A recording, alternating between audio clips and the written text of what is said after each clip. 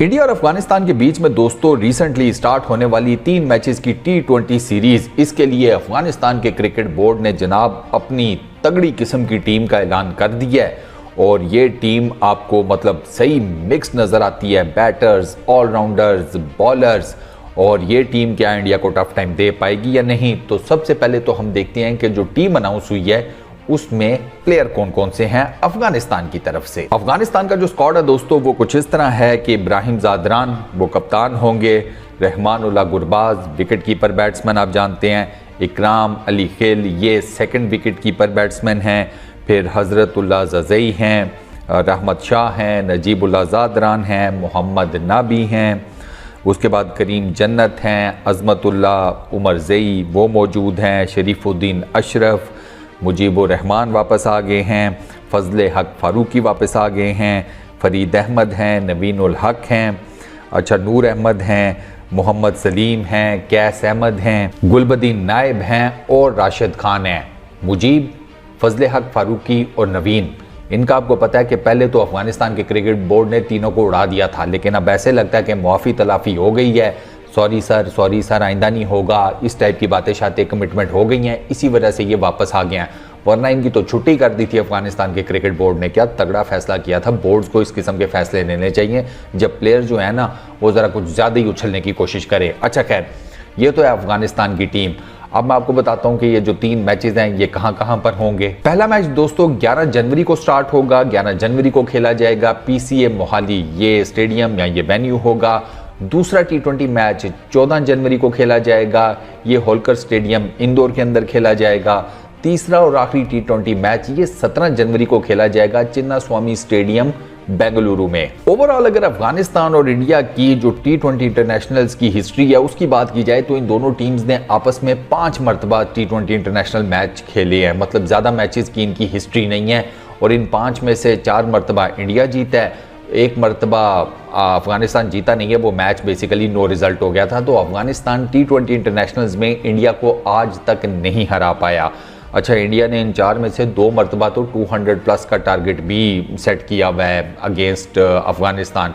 और अगर overall individual performances की बात की जाए तो वहाँ पर भी आपको इंडियंस ही छाए हुए नज़र आते हैं, इंडियन क्रिकेटर्स। अफगानिस्तान की कुछ प्लेयर्स की परफॉर्मेंसेस हैं लेकिन वो हल्की पड़ जाती हैं जो इंडियन क्रिकेट टीम की या इंडियन प्लेयर्स की परफॉर्मेंसेस हैं। मिसाल के तौर के ऊपर highest runs getter Virat Kohli हैं, 172 रन्स हैं उनके। अच्छा, हाईएस्ट इंडिविजुअल स्कोर वो विराट कोहली के पास है 122 का। जो बेस्ट स्ट्राइक रेट है किसी भी प्लेयर का बिटवीन इंडिया वर्सेस अफगानिस्तान वो स्काई के पास है, सूर्या कुमार यादव के पास स्ट्राइक रेट है उनका 300, एग्जैक्ट 300। अच्छा, अगर हाईएस्ट एवरेज की बात की जाए वहाँ पर भी विराट कोहली आपको नज़र आती हैं, उनकी एवरेज है अगेंस्ट अफगानिस्तान 173 की T20 इंटरनेशनल्स में।